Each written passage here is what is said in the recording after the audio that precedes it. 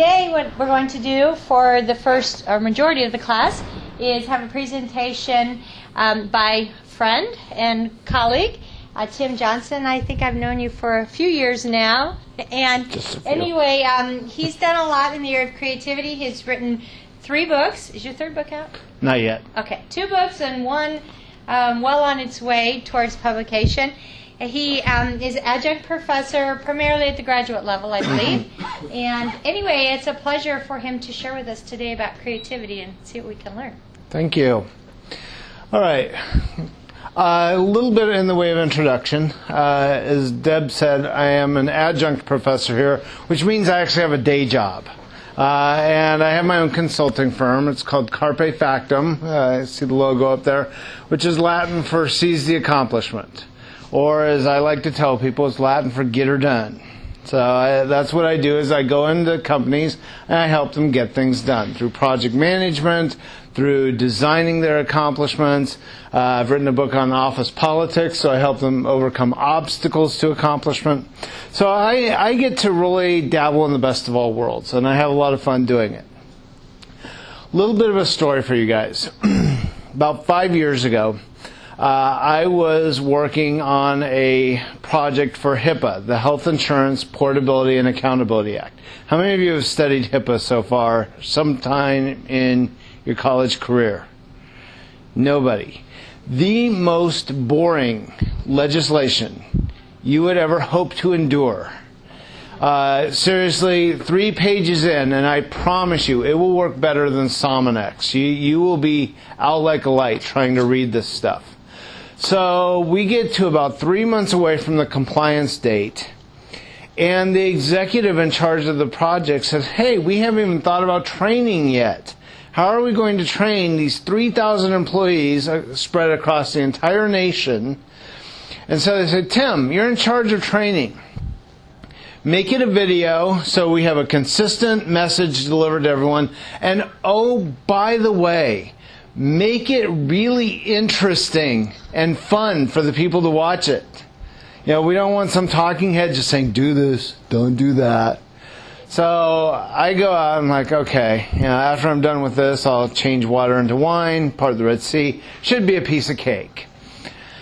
Well, one of the things that some people know about me, some people don't, is I am a closet law enforcement geek. Anything law enforcement, I just totally geek out. I can go catatonic in front of a TV if SWAT is on or cops or any of those police reality shows. I'm there.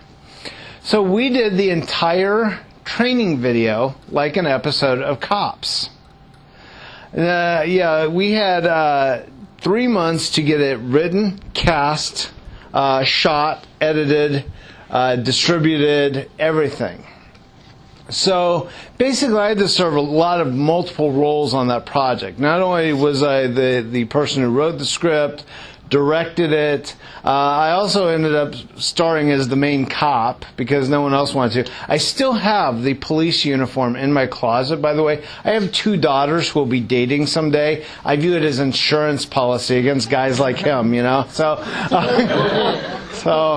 anyway, that was one of the first big eye-openers I had as far as how can you apply creativity in your day-to-day jobs. You guys are all going to wind up someday happily residing in a cubicle somewhere.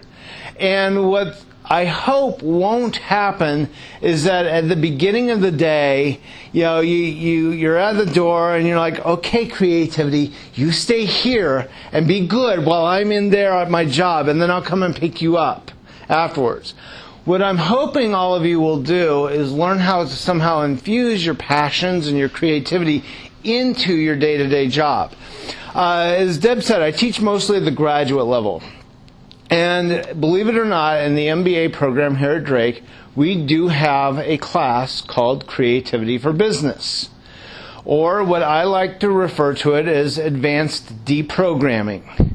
I get to undo what years of public education and fill in the blank and one right answer and all those kinds of mindsets have done to professionals. and I have a blast doing it. So we're going to talk today about the process of dealing with creativity. Now, I want you to look at these quotes up here. Director of Patent Office, everything that can be invented has been invented. Said that in 1899.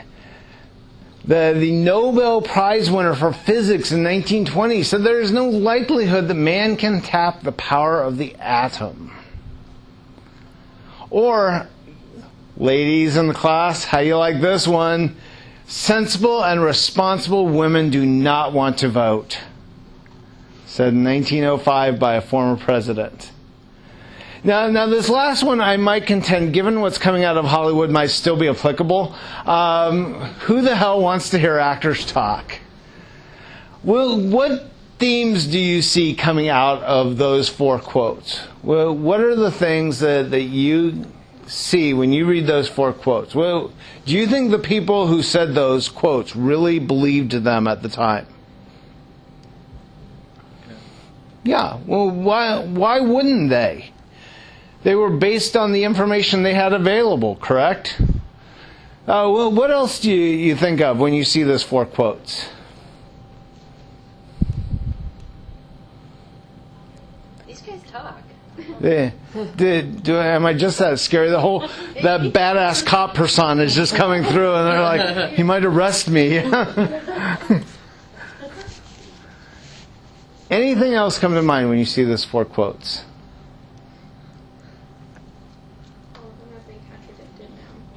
Yeah, they've all been refuted, haven't they? So we now know that we can do all these things. Those people back then actually believed they were right in saying them, but we now know, based on the information we have available, that they were wrong. So Deb tells me that she has you guys about to work on an assignment to write a storybook. Now, how many of you... Did I spill the beans, Deb? Yeah, that's okay. How many of you, upon hearing that, are thinking, oh, no way. Okay, love Dr. Bishop, but what the heck is she smoking? You know? And you it won't affect your grades. Come on.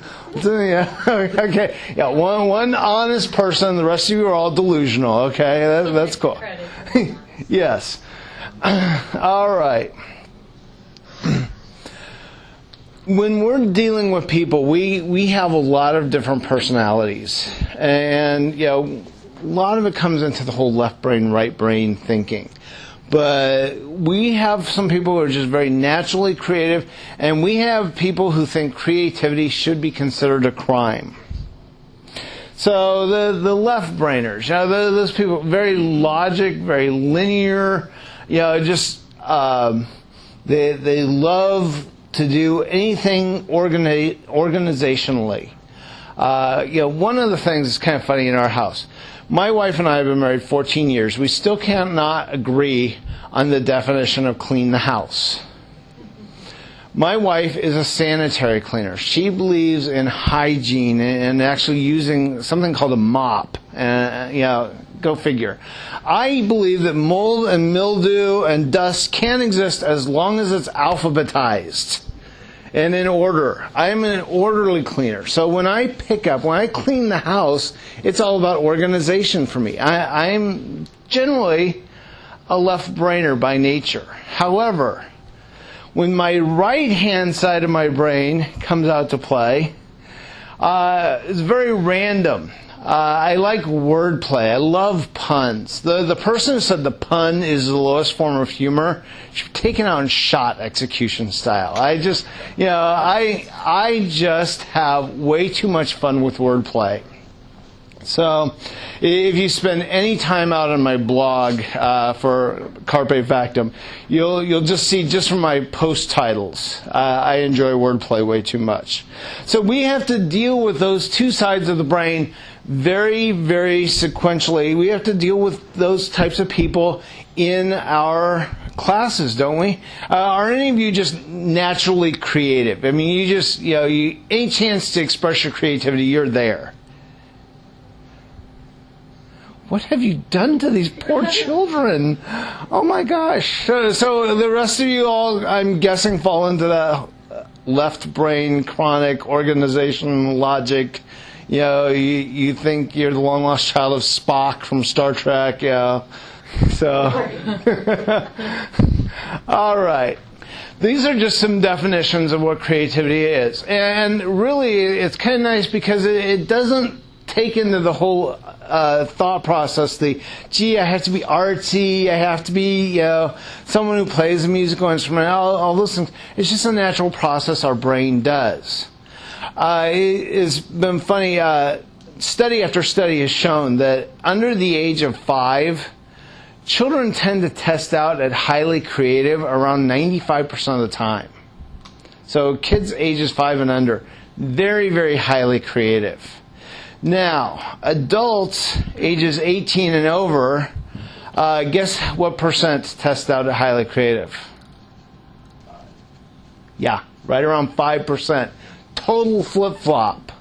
So what's happened between the ages of 5 and 18? Yeah, you hear the word no a lot, don't you? You fill in the blank, one right answer, one way of doing things. And so we just learned that, okay, being creative isn't a good thing. We have to comply with everything around us if we want to succeed. So we're born creative. We just forget how to be creative. Now keep in mind, I have a 4-year-old in the house right now. So I have a living, breathing, walking case study on random abstract thinking right at my fingertips. And she constantly is reminding me of those thought processes. All right, since you all are those chronic, boring left-brainer types, by your own admission, how many of these myths have you heard yourself say? Which one of these resonates with you, people who have totally abdicated your creativity? All right, who's going to throw one out there? Which ones have you heard?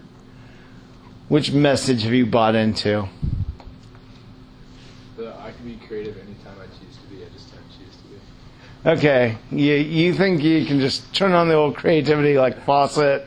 Yeah. Just let me do it on my terms, nobody gets hurt, right?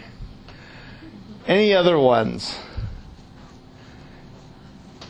Any of you ever have to hear my mom said that my brother got all the creativity, so there was none left for me in the gene pool. Any of you guys get that message from the parents? Yeah, so, it's really interesting though. We just kind of fall into that last category a lot of times. Nobody lets me be creative. Let me ask you guys this. Who's the only one who has to give you guys permission to be creative? Yeah, yourself. You're the only one keeping yourself from being creative. So let's talk about a few ways of being creative. Now, I have to admit, I'm a process guy. At my very nature, I view everything as a series of inputs and outputs. So when I look at just about anything from human interaction to projects to creativity, I see things in terms of a process. So when you look at creativity, how many of you, when you have to solve a problem, you just jump to a solution right away and say, okay, let's just do it? You just bypass the whole brainstorming thing. It's just the first thing that comes into your head. How many of you will admit to doing that? Yeah, we're all under the gun. So we just pretty much go from right up here, problem or opportunity, boom, final solution. Let's do it. How do you know that was the right final solution or the best final solution? How many of you are really super confident that you chose the right one when you go to actually implement it? How many of you have had to back up and choose a different one because the one you chose, oops, that was a stinker? So in doing creativity, what I like to tell people is There's a natural process. It begins with divergent thinking. So you start with a problem or opportunity. You try to get as many different possibilities for solving it as you can. This is where brainstorming comes in. This is where those first two processes that we're going to talk about come in. And then once you have all those different possibilities, then you use your convergent thinking to come up with a final solution. So you're going to test all those possibilities, or the feasible ones, and figure out what one will work best. So let's talk about being a good searcher. And some of that comes into just being able to explore. Indiana Jones, typical quintessential explorer here. And some questions you need to ask yourself when you are exploring for answers. Where do you guys go when you have to answer a question for someone? When you have to start doing research, where do you typically begin your research? I bet I can guess. Yeah, you are reading my mind. Followed very closely by the ever-popular Wikipedia, right? Yeah. How many of you, those are one of the first two places where you go when you have to start searching, right? All right, how many of you have ever gone to the library and picked up a copy of Field and Stream? Just for the heck of it, just to see, hey, let's read an article here and see if something can get jarred.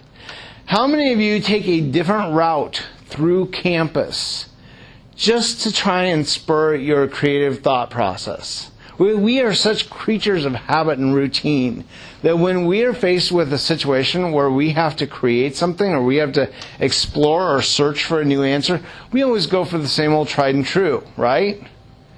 How many of us actually spend time saying, hey, wait a second, why don't I stand out and be really different? And if it sounds like with this assignment, you're going to be asked to stand out and be really different. So how can you do that? Well, one of the ways is just looking for answers in completely different places than what other people would expect. When I was writing my second book, it was on office politics. And keep in mind, I write business fables. So I write stories, what your assignment is about to be. And I got stuck at chapter 6. I keep my books very formulaic. 10 chapters and an epilogue. All of them have that. So I get to chapter 6. I am stuck. I have no stinking clue where to take the story next. And worse yet, I've been stuck for about 2 to 3 months and still have no idea where I'm going. So one night I just told my wife, I'm like, I need to go out to the mall. I'm just going to go out. I just need to people watch for a couple hours. That one little change to my routine, that one little jar of just getting out and observing other people with whom I had virtually nothing in common, was the thing I needed. I went home over the next week. I wrote the last 4 chapters and the epilogue in 1 week after 3 months of complete mental drought. So when you guys are writing these stories, I would challenge all of you to think about places where you can go to maybe people watch. Think about magazines that you can go read. If you enjoy fashion, read Sports Illustrated. If you are ultra-conservative, read Advocate. If you are super liberal and you think all conservatives are evil, read a conservative Christian periodical. Read something completely opposite of what you do. Don't just watch the same old people around you here on Drake's campus either. If you want to find inspiration when you're writing your stories, go to the airport and people watch. Go out to Prairie Meadows and people watch. That's always fun. There are all kinds of places in town where you can get inspiration. But the thing is, you have to be able to focus on what your end result is. And, it's always saying, think outside the box, think outside the box. Well, a lot of us don't even know what our box is. I love this quote by Twyla Tharp. She's one of the authors I use in my creativity class. But remembering to focus on the end result, And the great quote, when you're up to your ass in alligators, it's hard to remember you're supposed to be draining the swamp. A lot of you guys are going to just enjoy this creativity so much, you'll just keep, let's explore here, let's explore there. Well, let's keep focused on the end result while you're exploring. So it's very important to think about, paralysis by analysis, but also think about that end game as well. Also, don't go for the obvious. One of the things, I have an older daughter, she's almost 9, she's in soccer. And little girl soccer is an interesting phenomenon. Because, when they're not doing, ooh, pretty butterfly, they're all like chasing after where the ball has already been. And so I've been trying to coach my daughter, no, look for where the ball's gonna go, rather than going to where everyone else is. Try to think ahead of the ball. Same way with creativity. We don't just look to where everyone else has already been going. Look to where things may be going. For those of you who haven't looked at the news today, the Dow dropped below 10,000 this morning for the first time in 4 years. The economy basically stinks right now. So everyone is saying, oh my gosh, what are we going to do? What are we going to do? Well, think about what are the goods and services that people would need naturally when the economy is tanking. Regardless of what the economy is, think in terms of where people are going with their money rather than where they've been. And that's going to be the differentiating factor in businesses over the next year or so, is to see how well people can differentiate and diversify themselves based on the economy. Once you've searched for all your little building blocks, you have to do something with them, right? And one of the things that's really fun to do is this is where you get to start playing with things and combining things and seeing patterns and looking for, okay, what can we do with this information that we've researched? So I always send all my graduate students out on a scavenger hunt. Keep in mind, there is nothing I love more than a whole classroom full of really uptight Type A MBA students at the beginning of a semester. And I tell them at the very first night of class, this is a class called Creativity for Business, but I promise I won't knock you out of your comfort zone. I'll drop kick you. And I proceed to do that throughout the course of the semester. Through the guest speakers I bring in, through the activities. They actually have to come in costume one night. That's how much I love tweaking these guys, So I send them out actually on a scavenger hunt. And this acronym, SCAMPER, actually comes from Thinker Toys by Michael Michalko. But when you have all these building blocks, what can you substitute? What can you combine? What can you adapt or modify, magnify? All these different things you can do with it. So probably the most powerful thing up here is the ability to combine things. Seeing connections, seeing combinations of things that nobody else can see is very important. So I'm going to have you guys do a little exercise. And in front of you, you have 2 sections of the yellow pages. So you get to do some brainstorming. I'm going to have you look at the headings and see if you can combine 2 existing products or services to create a new third one. So here I've got movers and I've got, optical goods. Okay, if I wanted to combine movers and optical goods, well, maybe someone, when you lose your eyeglasses, that can move your eyeglasses back to where you can find them. How many of you misplace your eyeglasses on a regular basis? Yeah, a couple of you. So if you could have a device that would actually move them back to wherever they should be, wouldn't you pay for that? So that is just one idea. I've had people, it's always fun, the ones who get the adult entertainment section too. They always seem to come up with the more entertaining ones. But I'm going to give you a couple of minutes. I want you guys to just brainstorm. Remember, when you're brainstorming, there are no wrong answers. But I want you to brainstorm for as many possibilities combined from the two sections, or if you see two things on the same page, that's fine too. But I want you to generate in like 5 to 10 minutes as many possibilities for new goods and services as you can get. Well, we'll see who can come up with the most. So go.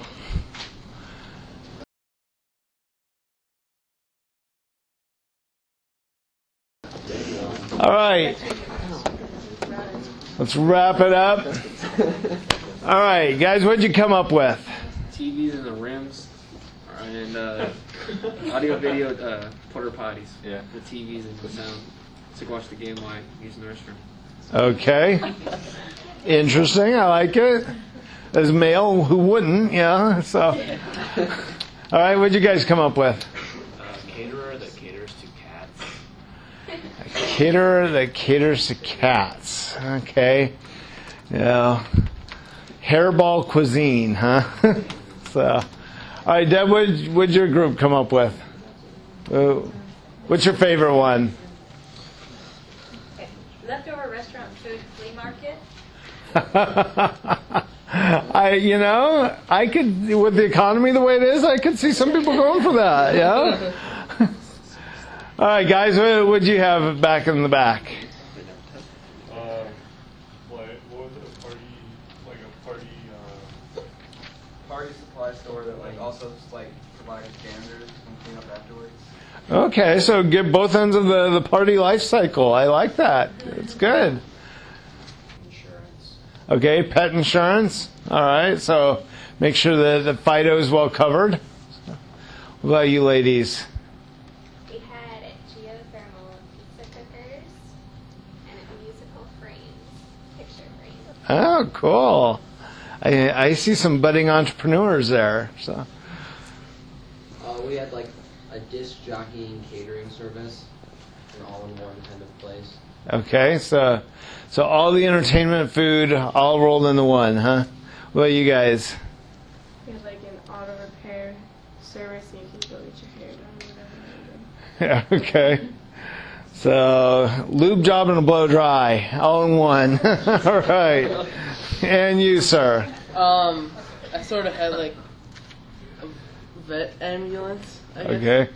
Ambulance services combined with a veterinarian. All right, so you don't even have to bring Fluffy to the hospital. The hospital comes and gets it. Okay. Some other things to think about. Just be able to learn how to make fun of something. In the Middle Ages, a lot of people think the court jester was just there to entertain the king or queen. Actually, the reason the court jester really existed was to make fun of ideas. Keep in mind, royalty was surrounded by yes people. Yes, king, that's a brilliant idea. The court jester would poke fun at it and make fun of it. And sometimes they would make sure that the king was thinking in a different light. So don't be afraid to make fun of things, to parody things. That's one of the great things about stand-up comedy. One of the presentations I went to last week when I was in New Orleans was on public speaking, and someone actually brought up one of the best tools that they had ever had for public speaking was to take a class in stand-up comedy and learn how to create a stand-up comedy sketch. You really have to be on your game ball on public speaking. Another great tool in that same vein is to learn improv. If you ever want to learn how to just go off the cuff on things, that whole concept of yes and with improv, where you're constantly building on an idea, very, very powerful. So learn how to make fun of things. My daughters are really good at that. They both have, for whatever reason on earth, inherited my acerbic wit. And so they can look at things and just say, in that sweet, innocent, childlike nature of theirs, tell me it's really a stupid idea. My older daughter, when she was only about 2 years old, 2.5, I was giving her a bath before church one day. And she looks at me in that sweet little way she has, and she says, "Daddy, I'm wearing a dress to church today." I'm like, "Yeah, I think so, sweetheart." She says, "Mommy's wearing a dress too." I'm like, "Yeah, believe so." Then she proceeds to look me over very quickly, and she says, "Daddy, you don't have the legs for a dress." Most 2-year-olds would make an innocuous comment like, "Daddies don't wear dresses." Mine felt the urge to add color commentary to it. So, it's bad enough that that comment was made, but a couple of years ago, my wife and I were in the UK on vacation. We're in this great Scottish wool shop. And I'm thinking, the ultimate souvenir for a guy like me would be a kilt. And so I'm checking out the kilts. My wife walks up behind me, just carefully places her hand on my shoulder and says, "Honey, lest we forget, you don't have the legs for a dress." So, learning how to pay attention to, play with things. Another thing, just to think about, just pull back from it. How many of you have spent so much time writing an assignment? You're on crunch time, you're writing a paper. Of course, none of you ever procrastinate. So it's never the night before the paper's due, right? And you just spent way too much time looking at it. And it's all a big blur of words anymore. So how many of you are actually smart enough to get up, get away from it, step away from it, step away from the paper, nobody gets hurt, go out, get a Starbucks, whatever, and then come back to it? Doesn't it look different in a whole new light if you actually just pull yourself back from it? And that's one of the things I tell people to do, is just be able to pull back. So, all right, once we've completed our whole concept of expanding and doing that divergent thinking, now it's time to actually do some convergent thinking and to move down back to a final solution. And one of the things I tell people in testing your creativity is really, don't fall in love with your own ideas. Right now I'm in the process of editing my 3rd book. Man, you really have to have your humility in overdrive and put your ego on ice when you're having your book edited, because I give it to people who I know are going to just rip it to shreds. I give it to people who have no idea about the topic that I'm writing on, to people who are subject matter experts in the topic that I'm writing on. And you get a huge variety of criticism. But that's very, very healthy. You always know that the end product is going to be better. So never, ever shy away from criticism. Learn how to slay some sacred cows. This is one of those things where that whole mindset of we've always done it that way can really kill it. Arrogance, fear of change. I've always loved this quote by General Shinseki. If you don't like change, you will like irrelevance even less. If you are not able to move and adapt along with what people want, no one's going to take you seriously. So make sure that you're able to test your ideas, that you're able to say, does this fit? Is this relevant? And is this something people would even want? But in the same token, don't be afraid to fail. How many of you are absolutely deathly afraid of failure? I mean, you're college students, right? I should be seeing quite a few hands up. And we're trained that way. We are just petrified to fall flat on our face.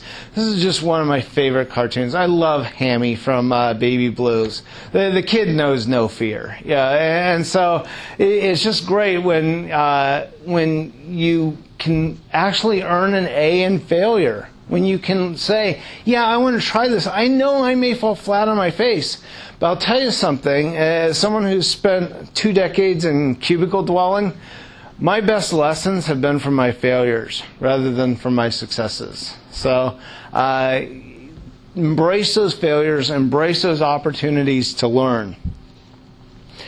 And then finally, getting into the whole concept of executing on your creativity.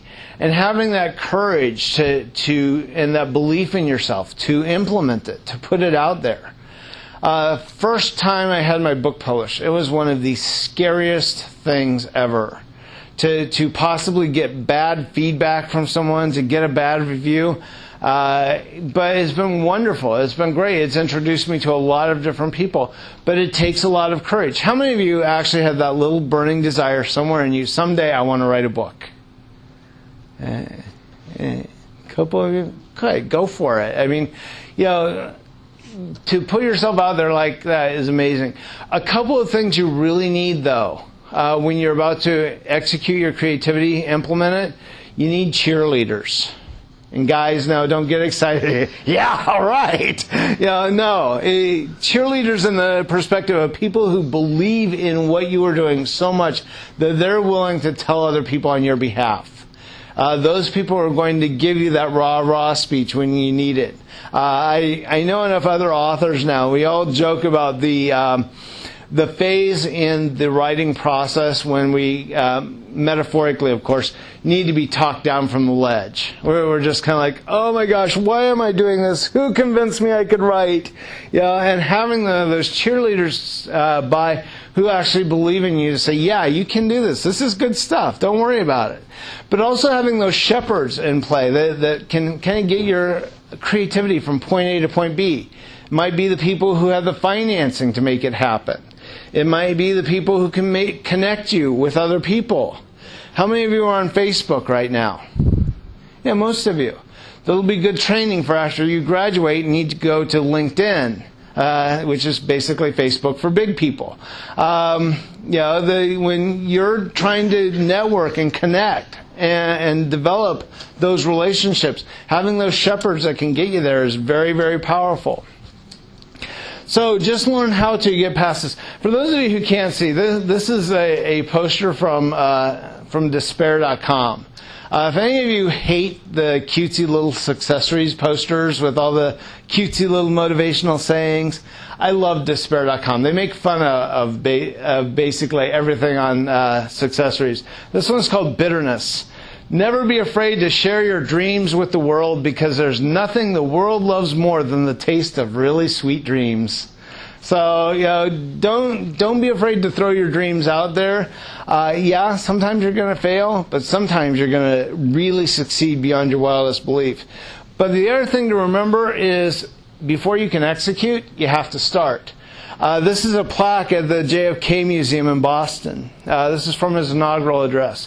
It says, all this will not be finished in the first 100 days, nor will it be finished in the first 1,000 days, nor in the life of this administration, nor even perhaps in our lifetime on this planet. But let us begin. You have to start somewhere. You have to start moving in the direction of your creativity. So, very important to keep that in mind. Now, I wouldn't be much of a consultant if I didn't give you guys some kind of toolkit to help you get started to be creative. And this is my toolkit. One of the first things I always have with me is a digital camera, because you never know when you're going to see inspiration strike. So always keep one of those around. Digital cameras are dirt cheap now, so it doesn't have to be some high-end thing. Keep a notepad, writing instrument. I have one by my bed. I try to keep one just about every room of the house, just because you never know when inspiration is going to strike. And write it down. How many of you have gotten a brilliant idea for paper in the middle of the night? You woke up and, I can remember that the next morning. You fall back asleep. Darn, what was that? So keep a pad of paper by your bed. Sketch pad, colors, paints, just for doodling. Keep a digital voice recorder in your car. Because when you're driving, it's really hard to write, and the DOT doesn't like that, nor do most policemen when you're trying to multitask while driving. Just keep a digital voice recorder, and you can just say, hey, got this great idea, blah, blah, blah. Flip it off, you're done. But you've captured it at least. Give yourself a healthy access to books, magazines, websites. Have a creative sanctuary. That picture there is mine. It's our sunroom. My wife actually let me design it. It's affectionately termed the man room. It's done like this Northwoods cabin lodge theme, but it's very inspirational to me. I go out there. I've written 3 books out there. So that is my creative sanctuary. I know when I walk in that room, I have license to be utterly, totally creative. Keep your imagination on overdrive. Of course, I recognize the reality of things. An abundant supply of Starbucks never hurt anyone. So, some other things to think about. Location, location, location. get yourself outdoors. If you're an indoor person, go do some reading or some watching outdoors. I'm a firm believer that we don't get outdoors nearly enough anyway. So outdoors is probably one of the best inspirations for things. Have some toys around. How many of you still own your Lego sets and have them around? Good. Couple of you. Great. Yeah, it's amazing. When I'm consulting, when I'm facilitating a group, and I bring in like crayons and paper and Play-Doh and Legos and stuff, all these cubicle dwellers, they just kind of like poke at it. Like, what do you want me to do with this? Play with it. And it takes them a while to loosen up and get comfortable with the concept of just being able to play. Have food. Food is a wonderful, when you have to have a meeting of the minds, how many of you are motivated? Someone says, hey, I'll bring food. Like, I'm there. Yeah. All right. I was giving this presentation last week in New Orleans to a group of project managers. Man, talk about a tough crowd. And I just told them point blank, I said, there is a reason why Jesus had the Last Supper instead of the last board meeting.